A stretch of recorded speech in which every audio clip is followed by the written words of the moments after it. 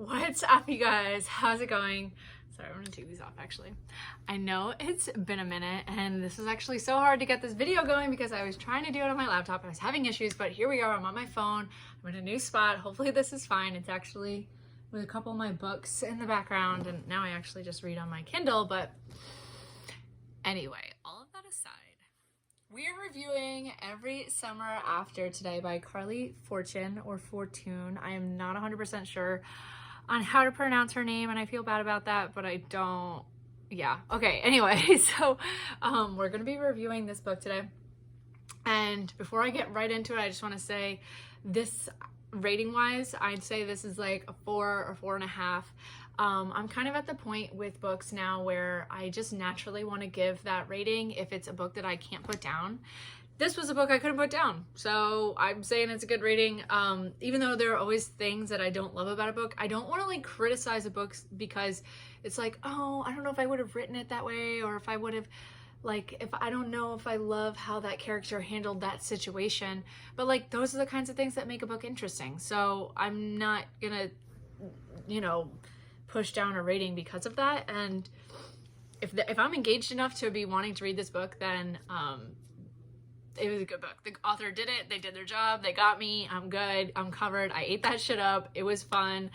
And honestly, the other thing I'm noticing is I just am such a freaking sucker for romances. And like, I try to read some non-romances sometimes, and I'm just like, it just doesn't hold me as well, if that makes sense. Oh, we have a buddy.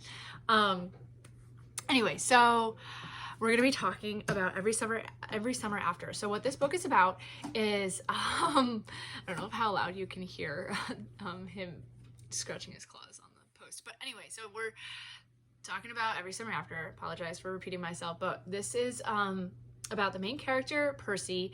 It's a present and past type book. So every other chapter it switches. It's all from the perspective of the main character, Percy. And so it starts present, and she gets a phone call from somebody who we quickly learn is somebody from her childhood. And this is all, like, for the most part on the back of the book, and I'm really not revealing too much. I just want to give you like the hook in the book, And so she gets a call from somebody that she's known from her childhood regarding a funeral from somebody that she knew. And it's the person who called her, it's his mom. And so she knew the mom when she was younger, and they're kind of calling saying like, hey, can you come to the funeral? Like, we would want you to be here. She would want you to be here.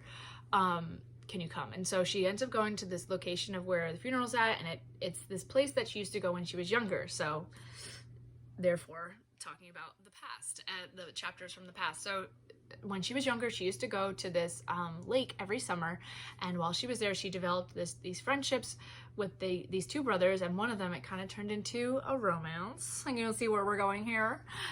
And so Sam is the name of the love interest, and you can kind of see their young love kind of evolve, and not even just their love, but just their friendship, like their friendships together, the things that people do when they're kids, like going swimming in the lake, going for runs, getting their first job, like things like that.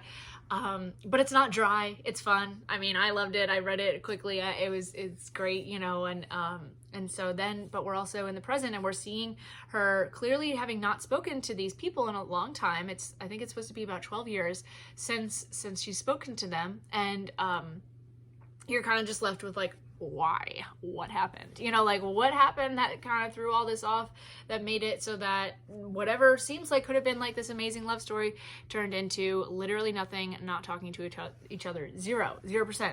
So in that sense, it's kind of a mystery, but obviously it's a romance. And I think that's kind of how it is with these past and present type stories, is you're just kind of left guessing like, okay, who fucked up? Why'd they fuck up? What was the deal? Was it really that bad that you're just not going to talk? Is this being overdone?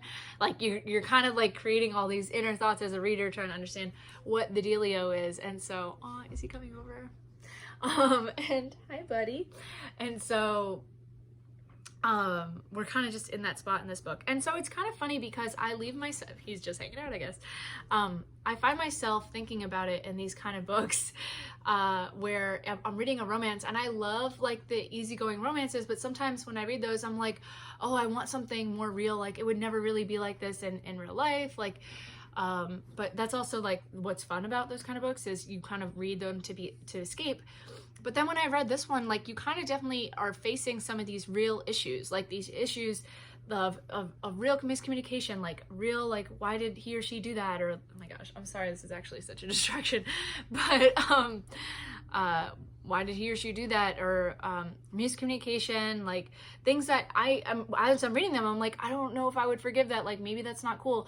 But that kind of takes me back to what I said at the beginning of the video. Like, I'm not going to downrate a book because I wouldn't necessarily handle something the same way a character might be handling it in the book. And that's the point of making it a better story. Like, that's what helps move the story along and enhance the plot. And like, if I want it to be more like real life, like, this is a good example of one of those kinds of books. So it's kind of like, I know it's contradictory, and it's like, well, which one do you want? Do you want it to be all just fantasy and not real? Or do you want it to be like, no, this shit happens. This shit happens, and this is like an example of it. And it just also goes to show, like, people work through things, or maybe they can. Like, that's the concept. That's like what we're dealing with. It's like, is this something that isn't forgivable? Because clearly something happened that we're kind of made to assume was so unforgivable that they're not talking to each other. And you're like, what happened? You know, like, why? What went down? And so, anyway, it's interesting to see that side of it, of really being like, yeah, no, this shit happens, you know, in real life. And it's also tough reading these kinds of books when you can see such a awesome blossoming romance, and like love seeing that connection between Sam and Percy, because as a reader you really do see that, like, they're connecting and they have something special. And then seeing in present day when they're not together, and it's really bittersweet, I guess, to see them together, but bitter in the sense that sweet in the sense that you see them potentially rekindling something or trying to figure out, like, is that something that's manageable, but bitter in the sense of knowing that all those lost years, you know what I mean? Like, that's when I'm reading these kind of past present books, it's hard. It, like, literally, it really does pull at my heartstrings, because I'm just like, this is tough, because if this works out, that means you guys really lost out on all these years. So it's not like I don't want them to end up together, but it's tough knowing that maybe if they do, then they really did miss out, you know? And if they don't, then it's like, okay, well, maybe it just really was never meant to be, but that's the course of the book, and that's what we're here for. So it was a good time, though. Again, I couldn't put it down. The characters are fun. There are definitely some twists and turns, and it's a good time. But yeah, I'd say overall, I recommend it. Again, this isn't like a super big comedy by any means. There were a few times that I was laughing out loud, which I love in a book if an author can do that, but it definitely wasn't giving that type of energy, that kind of, you know, book. It was definitely more of an emotional romance rather than a comedy romance.